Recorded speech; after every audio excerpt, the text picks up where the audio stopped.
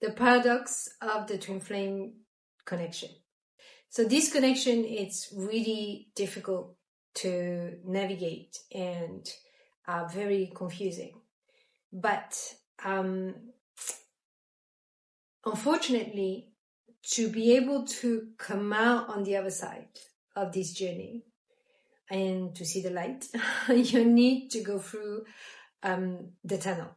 And it's a long tunnel and it's dark, meaning that you need to really fall into this connection and wanting to be with your counterpart, because you've never experienced a connection like this, such as this, with another human being. And you know it's love that you can't really understand, but it feels so outwardly, and you know it to be true, right? So it will sound really counterintuitive and productive, what I'm saying, but actually, to be honest, you need an incentive. You need motivation to do your healing work, because healing is challenging, because it's painful.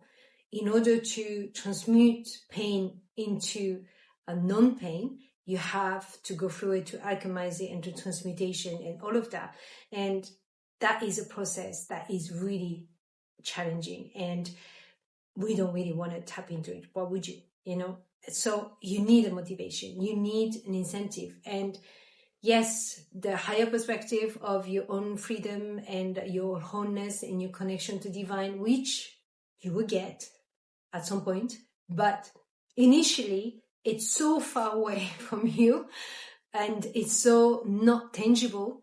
And because it's not tangible, you're gonna need a more tangible motivation, which is to want to be in a relationship with your counterpart. And that's okay to use that, as long as you use it for your healing. So if you look at it from this perspective, the more you want to be with your counterpart, the more healing you are going to be doing, because you know that as long as you are unhealed, or you still have a lot of pain energy, and you are coming from a place of being wounded, you can't have an harmonious relationship with your counterpart, because for most of you in the honeymoon period, you have tried and it didn't work. So, and for the ones who are not in a relationship with your counterpart, you have interacted with them and you have seen what it looks like. It's a disaster, right?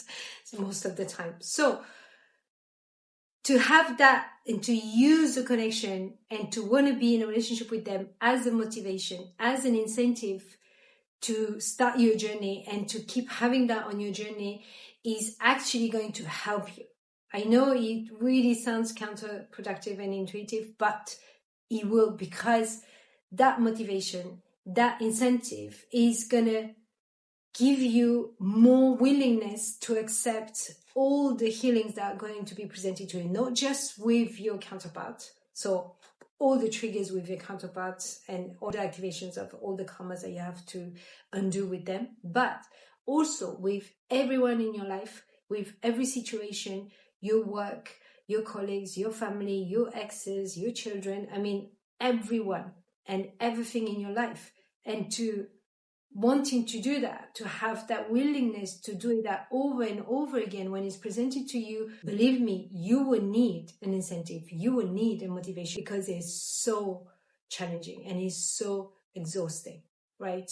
So you will need to have something that you can hang on to and to really know, okay, I know what I'm doing this for. And then as you keep moving on to your healing, and the more healing you are going to do, you're not going to need that incentive anymore, right? So that's what I'm saying when you're coming on the other side, is starting your journey, wanting to be so much with them that is going to propel you into your healing journey, to get to the point where you doesn't really matter if you're with them anymore, So that's when you know you're on the other side, because of course you know that you are going to be with them, but what I mean is not going to be your focus. It's not your motivation. It's not your incentive anymore. You are going to feel so full and whole within yourself at that point. You're genuinely not going to need to be with them anymore. You know you will. That's annoying. But it's really not from a place where you need to be with them anymore.